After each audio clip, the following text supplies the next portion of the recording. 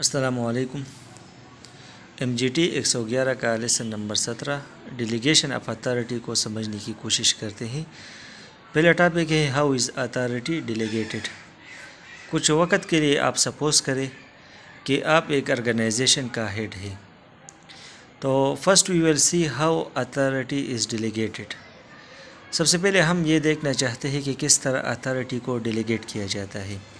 The process of delegation involves following steps. Delegation का process, इसमें ये स्टेप्स इन्वॉल्व होते हैं। Number 1, determining the result expected from A position. आप बहैसियत एक ऑर्गेनाइजेशन का हेड आप ये मालूम करें कि आप एक शख्स से, आप एक पोजीशन से क्या आउटपुट लेना चाहते हैं। So from each position in the organisation the result that are expected are delineated. सबसे पहले आप ये डिटरमिन करें कि आप एक पोजीशन से क्या आउटकम, क्या आउटपुट आप एक्सपेक्ट करना चाहते हैं। दूसरा काम यह है कि assigning task to the position. आपने जिस पोजीशन से, जिस शख्स से आपने एक आउटपुट एक्सपेक्ट किया है कि आपको वो शख्स ये काम आपके लिए करेगा और आपको ये आउटपुट देगा, तो आप दूसरा काम ये करें कि उस शख्स को वो टास्क, वो एक्टिविटी असाइन करे ताकि वो इन टास्क को मुकम्मल करे और आपको वो आउटपुट दे। तीसरा काम ये करे delegating authority to accomplish the task. जैसा कि हमें मालूम है कि responsibility and authority go together, कि आप एक शख्स को जब एक रिस्पॉन्सिबिलिटी देंगे, एक ज़िम्मेदारी देंगे, तो उस ज़िम्मेदारी को मुकम्मल करने के लिए आप उसको वो अथॉरिटी भी दे ताकि वो उस एक्टिविटीज़ पे उसका पूरा कंट्रोल हो और वो उस ज़िम्मेदारी को मुकम्मल करे। चौथा काम ये करे holding the person responsible for task completion. आप उसको मॉनिटर करें, क्योंकि वो शख्स जिसको आपने कोई ज़िम्मेदारी दी है, कोई जॉब, कोई टास्क असाइन किया है, वो शख्स उस टास्क को कंप्लीट करने का ज़िम्मेदार है। The art of delegation. बाज़ औक़ात सर्टन केसेस में इफ़ेक्टिव डेलीगेशन नहीं होता। वजह यह है कि बाज़ मैनेजर्स वो प्रिंसिपल ऑफ डेलीगेशन को अप्लाई नहीं करना चाहते। वो नहीं चाहते कि अपने सब ऑर्डिनेट्स को, अपने जूनियर्स को अथॉरिटी दे या अथॉरिटी का कुछ हिस्सा दे। उसकी क्या वजूहात हो सकती है? इसकी ज़ाती एटीट्यूड्स होते हैं, उनके कुछ ऐसे रवैये होते हैं जिसकी वजह से वो शख्स नहीं चाहता, आप बहैसियत एक ऑर्गेनाइजेशन के हेड नहीं चाहते कि आप अथॉरिटी को डेलीगेट करें, यानी सब ऑर्डिनेट्स को, जूनियर को अथॉरिटी दे। और बस मैनेजर्स ऐसे होते हैं कि वो अथॉरिटी को डेलीगेट करना चाहते हैं। तो ये चार खुसूसियात जिस हेड ऑफ ऑर्गेनाइजेशन में होगा तो वो अथॉरिटी को डेलीगेट करना चाहेगा। Number 1, receptiveness, willingness to let go. Third, willingness to let other make mistake. 4, trust, willingness to trust subordinates. अगर ये 4 खुसूसियात एक मैनेजर में होगा तो वो सब ऑर्डिनेट्स को अथॉरिटी डेलीगेट करेगा। रिसेप्टिवनेस क्या है? It is the willingness of manager to give subordinate chance to make decision. ये एक मैनेजर की वो खूबी है कि वो सब ऑर्डिनेट को ये चांस देता है कि वो डिसीजन करे, उनको डिसीजन मेकिंग पावर देता है। दूसरा, विलिंगनेस टू लेट गो। बाज़ मैनेजर जब जूनियर पोजीशन पे होते हैं और वो तरक्की करते हुए टॉप लेवल पे पहुंच जाते हैं, तो जब वो ऊपर पोजीशन में चला जाता है तो वो नहीं चाहता कि मैं अपने साबिक़ा पोजीशन के जो अथॉरिटी मेरे पास थी मैं उसको किसी जूनियर को दे दूं। तो वो क्या करता है, वो अपनी पोजीशन के हवाले से जो उसके पास अथॉरिटी होता है वो उसको भी अपने पास रखता है और जो लोअर मैनेजमेंट का जो अथॉरिटी है उसको भी अपने पास रखता है। वो अथॉरिटी को डेलीगेट नहीं करना चाहता। तो जो शख्स अथॉरिटी को डेलीगेट करना चाहता है तो ये उसकी पॉजिटिव एटीट्यूड है। Third, willingness to let other make mistake. ये बात नोट करें कि जो रिस्पॉन्सिबल मैनेजर्स है वो नहीं चाहते कि मैं बेकार बैठूं और सब ऑर्डिनेट्स को वॉच करूं कि वो मिस्टेक्स करें। अक्सर रिस्पॉन्सिबल मैनेजर्स ये नहीं चाहते। लेकिन अगर आप सब ऑर्डिनेट्स को ये मौका दे कि वो मिस्टेक्स करे, वो डिसीजन ले, उनको वो अगर गलतियां करेंगे और वो गलतियां ज़्यादा ना हो, यानी ब्लेंडर ना हो जिससे ऑर्गेनाइजेशन को नुकसान पहुंचे, अगर ऐसी कंडीशन ना हो, ऐसी सिचुएशंस ना हो, तो आप एक सब ऑर्डिनेट को ये मौका दे कि वो डिसीजन करे। अगर वो मिस्टेक करेगा तो उससे वो सीख जाएगा, और ये एक किस्म का इन्वेस्टमेंट है कि आप अपने स्टाफ में इन्वेस्ट कर रहे हैं। वो गलतियां करेंगे, इससे वो सीखेंगे, उनका पर्सनल डेवलपमेंट होगा। चौथा, willingness to trust subordinates. अगर एक सुपरवाइज़र, एक सुपीरियर अपने सब ऑर्डिनेट्स पे ट्रस्ट करेगा और उन पे एतमाद करेगा कि ये ऑनेस्ट है, ये टैलेंटेड है और उनमें ये सलाहियत मौजूद है कि वो इस टास्क को मुकम्मल करेगा, तो ऐसा सुपरवाइज़र, ऐसा सुपीरियर वो अथॉरिटी को डेलीगेट करेगा।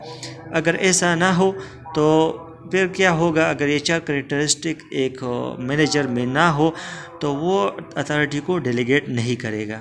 Guides to overcoming weak delegation. There are certain ways by which weak delegation can be overcome. कुछ ऐसे तरीके हैं जिसकी मदद से हम वीक डेलीगेशन के मसले को ख़त्म कर सकते हैं, ओवरकम कर सकते हैं। उनमें से पहला है define assignment and delegate authority in light of result expected. आपने एक पोजीशन से और एक शख्स से जो आउटपुट, जो रिज़ल्ट एक्सपेक्ट किया है, तो उस हवाले से आप उस शख्स को, उस पोजीशन को टास्क दें और उस टास्क को मुकम्मल करने के लिए आप उसको अथॉरिटी दें। दूसरा काम ये करें, select the person suitable to do the job. आप उस शख्स का इंतखाब करें जो कि बासलाहियत हो और इस जॉब को मुकम्मल करने की ताकत रखता हो, तो सूटेबल पर्सन का इंतखाब करें। तीसरा काम यह है कि आपने जिस सब ऑर्डिनेट को अथॉरिटी दी है, उसको रिस्पॉन्सिबिलिटी आपने दी है, उसके साथ कम्युनिकेशन करें। आप उनसे बातें करें, उनको राय दें और उनकी बात को गौर से सुने। 4, establish proper control by establishing standard of work. जब आप एक शख्स को कोई अथॉरिटी देते हैं, कोई ज़िम्मेदारी सौंपते हैं, तो इससे पहले आप स्टैंडर्ड ऑफ वर्क को इस्टेब्लिश करें। आप उन पे वाज़ेह करें कि आपने फॉर एग्ज़ाम्पल एक फैक्ट्री में आपने एक सुपरवाइज़र को, एक शख्स को सुपरविज़न का ज़िम्मेदारी आपने उसको सौंप दी, तो आप उनसे कहें कि आपने डेली वर्कर से इतना आउटपुट लेना है। दूसरी बात यह है कि आप जो प्रोडक्ट तैयार कर रहे हैं उसकी क्वालिटी ये होनी चाहिए। तो आप इसी के ज़रिए से, स्टैंडर्ड ऑफ वर्क के ज़रिए से आप उसके को कंट्रोल कर सकते हैं, उसको मॉनिटर कर सकते हैं। पांचवा ये है, अगर एक शख्स जो सब ऑर्डिनेट है, आपने उसको अथॉरिटी डेलीगेट किया है, ज़िम्मेदारी दी है, तो आप अगर वो सही तरीके से काम करे, उसकी परफॉर्मेंस ठीक हो और वो आपको एक्सपेक्टेड रिज़ल्ट दे, तो आप उसको रिवार्ड दे, तारीफ़ की शक्ल में, इनाम की शक्ल में, पैसों की शक्ल में। पांचवा, determinants of degree of delegation of authority. Delegation of authority, बाज़ मैनेजर्स वो ये चाहते हैं कि अथॉरिटी को डेलीगेट करे, बाज़ ऑर्गेनाइजेशन में मैनेजर्स नहीं चाहते कि वो अथॉरिटी को डेलीगेट करे। तो वो कौन से फैक्टर्स हैं जो कि डेलीगेशन ऑफ अथॉरिटी को डिटरमिन करता है, इनको हम वन बाय वन समझने की कोशिश करते हैं। Number 1, cost of the decision. जितना कास्टली एक्शन होता है उसका डिसीजन अपर लेवल में होता है, और कास्ट ये मनी की शक्ल में भी हो सकता है, यानी ऐसा फैसला जिसमें ज़्यादा लागत आता हो। और दूसरा ये हो सकता है कि इंटेंजिबल हो, as the goodwill of the organisation, जिसमें ऑर्गेनाइजेशन की रेप्यूटेशन का मसला हो। तो उस सूरत में क्या होता है, अमूमन फैसला टॉप लेवल में होता है और ये बड़े बड़े फैसले टॉप लेवल में किए जाते हैं। फॉर एग्ज़ाम्पल, एक एयरलाइन कंपनी ये डिसीजन लेता है कि हम एयरप्लेन ख़रीदना चाहते हैं, हवाई जहाज़ ख़रीदना चाहते हैं, तो ये फैसला फर्स्ट लेवल पे या सेकंड लेवल पे किया जाता है, टॉप लेवल पे किया जाता है। दूसरा, desire of uniformity of policy. जब एक ऑर्गेनाइजेशन में जब हेड होता है, वो थ्रू आउट द ऑर्गेनाइजेशन हर डिपार्टमेंट में एक ही पॉलिसी लागू करना चाहते हैं, तो उस सूरत में वो सेंट्रलाइजेशन को फेवर करता है। फॉर एग्ज़ाम्पल, एक ऑर्गेनाइजेशन है और उसके कई डिपार्टमेंट्स हैं।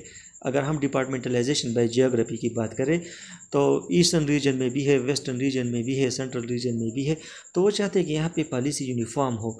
तो वो क्या करता है, वो अब फैसले का इख्तियार अपने पास रखता है। तो फॉर एग्ज़ाम्पल, वो चाहता है कि एक ही पोजीशन पे जो लोग हैं उनको एक ही सैलरी दी जाए। अगर ऐसा ना हो तो एक डिपार्टमेंट में लोग नौकरी नहीं करना चाहेंगे, वहाँ पे मुलाजिमत छोड़कर दूसरे इलाकों में वो मुलाजिमत ढूंढना शुरू करेंगे। तो जब एक मैनेजमेंट ये चाहती है कि पूरे ऑर्गेनाइजेशन में यूनिफॉर्मिटी या पॉलिसी हो, तो उस सूरत में वो सेंट्रलाइजेशन को फेवर करते हैं और डेलीगेशन ऑफ अथॉरिटी उस पॉलिसी पे अमल नहीं करते। थर्ड है size and character of organisation. ये बात नोट करें, जितना एक ऑर्गेनाइजेशन बड़ा होगा उतना वो ऑर्गेनाइजेशन इंटरेक्टिव होगा, वहाँ पे ज़्यादा फैसले किए जाएंगे और फैसले तकरीबन हर लेवल पे किए जाएंगे, top management, middle level management और बॉटम लेवल मैनेजमेंट में हर जगह पे फैसले किए जाते हैं। तो यहाँ पे डेलीगेशन ऑफ अथॉरिटी ज़्यादा होगा बनिस्बत उस ऑर्गेनाइजेशन के जिसका साइज छोटा हो, जो छोटा ऑर्गेनाइजेशन हो। तो वहाँ पे जो हेड ऑफ ऑर्गेनाइजेशन होता है वो ज़्यादा एक्टिव होता है और ज़्यादा डोमिनेटिंग होता है और वो अथॉरिटी को इतना ज़्यादा डेलीगेट नहीं करता। चार जो फैक्टर है history and culture of the enterprise. बस ऑर्गेनाइजेशन का कल्चर और हिस्टोरिकल बैकग्राउंड इस तरह होता है कि वो ऑर्गेनाइजेशन में अथॉरिटी को या डेलीगेट करते या ना करे। तो चंद ऑर्गेनाइजेशन की हम एग्जांपल ले, वो ऑर्गेनाइजेशन जो क्राइसिस को मैनेज करते हैं, जो मिसाल के तौर पर फायर ब्रिगेड, तो वहाँ पे सेंट्रलाइजेशन ज़्यादा होता है क्योंकि एक जो सबऑर्डिनेट है वो स्टैंडर्ड ऑपरेटिंग प्रोसीजर SOPs पे अमल करते हैं, उनको ऑलरेडी टास्क दिया गया है कि आप इस तरह करें, तो वहाँ पे उनके पास डिसीजन मेकिंग के लिए कोई पावर नहीं होता, तो वहाँ पे सेंट्रलाइजेशन होता है। डिज़ायर पर इंडिपेंडेंस। बस ऑर्गेनाइजेशन ऐसे होते हैं कि वो उनको डिपार्टमेंटलाइजेशन बाय जियोग्राफी किया जाता है, यानी वेस्टर्न रीजन, ईस्टर्न रीजन और सेंट्रल रीजन, इस तरह मुख्तलिफ इलाकों में इसके यूनिट्स होते हैं, डिपार्टमेंट्स होते हैं। तो ज़ाहिर बात है कि जो ऑर्गेनाइजेशन का हेड ऑफिस है उसका पूरा कंट्रोल इन डिपार्टमेंट्स पे नहीं होता क्योंकि वो दूर दराज इलाकों में होती है। तो इस सूरत में क्या होता है कि ये जो हेड ऑफिस है वो इन डिपार्टमेंट्स के जो मैनेजर्स हैं उनको अथॉरिटी डेलीगेट करते हैं, उनके पास ज़्यादा इख्तियारात होते हैं। सातवां अवेलेबिलिटी ऑफ मैनेजर्स। अगर ऑर्गेनाइजेशन में वेल ट्रेंड मैनेजर मौजूद होंगे तो हेड ऑफ जो ऑर्गेनाइजेशन है वो ये चाहेगा कि उन मैनेजर्स को अथॉरिटी डेलीगेट करे क्योंकि वो उन पे ट्रस्ट करेगा। अगर ऐसा ना हो और आपके पास मिसाल के तौर पर वेल ट्रेंड लोग मौजूद नहीं, तो आप उनको अथॉरिटी नहीं देंगे क्योंकि आपको पता है कि ये मिस्टेक्स करेंगे, तो उस सूरत में डेलीगेशन ऑफ अथॉरिटी का प्रिंसिपल अप्लाई नहीं होता। आठवां कंट्रोल टेक्निक्स। इफेक्टिव डेलीगेशन का मतलब ये है कि manager develop good system of controlling. आपके पास एक गुड सिस्टम ऑफ कंट्रोलिंग होना चाहिए कि आप मैनेजर्स के आउटपुट को, रिजल्ट को आप मॉनिटर करें। जितना आपका मॉनिटरिंग सिस्टम मजबूत होगा, कंट्रोलिंग सिस्टम, इतना आपका डेलीगेशन सिस्टम इफेक्टिव होगा। कोऑर्डिनेशन।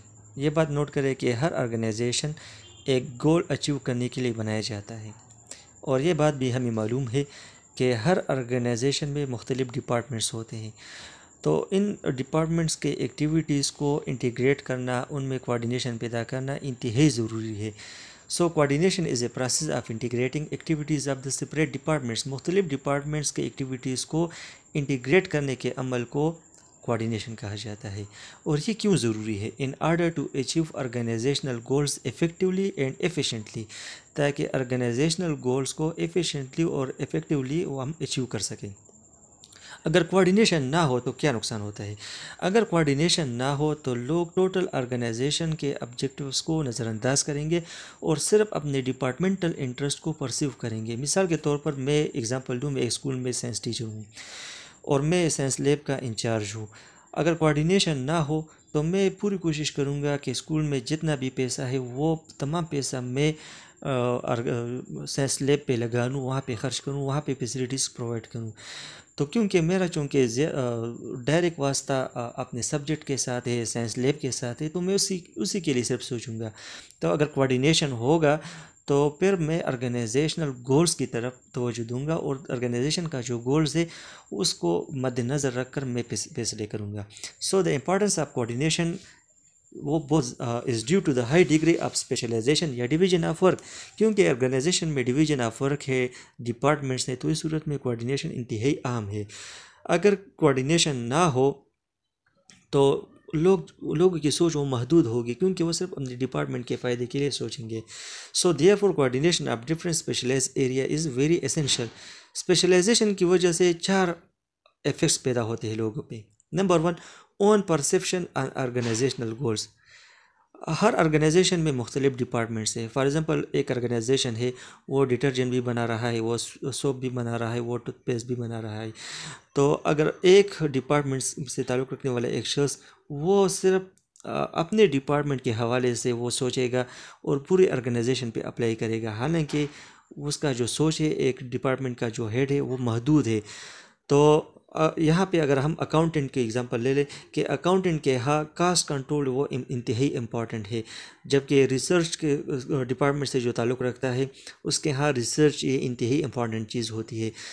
दूसरी बात यह है टाइम ओरिएंटेशन इज़ डिफरेंट। जो लोग प्रोडक्शन में काम करते हैं तो वो क्राइसिस को हैंडल करते हैं और वो पूरी तौर पर फैसला करते हैं, जबकि रिसर्च और डेवलपमेंट में जो काम करते हैं उस डिपार्टमेंट में तो वो लोग उनके पास काफ़ी टाइम होता है और उनका तरीक़ाकार वो रिलैक्स वे होता है, वो थिंग्स को हैंडल करते हैं इन रिलैक्स वे, उनके पास काफ़ी टाइम होता है। Third, the about to affect the interpersonal style, people in production may need clear cut answer। जो लोग प्रोडक्शन में काम करते हैं उनको क्लियर कट आंसर की ज़रूरत होती है क्योंकि उनके पास इतना टाइम नहीं होता, जबकि जो लोग रिसर्च और मार्केटिंग में काम करते हैं तो वो रिलेशनशिप को ज़्यादा तवज्जो देता है। 4 डिग्री ऑफ फॉर्मेलिटी। प्रोडक्शन में क्या होता है, क्लियर स्टैंडर्ड परफॉर्मेंस की ज़रूरत होती है और वहाँ पे फॉर्मल रूल्स एंड रेगुलेशन होते हैं, उनको ओबे किया जाता है।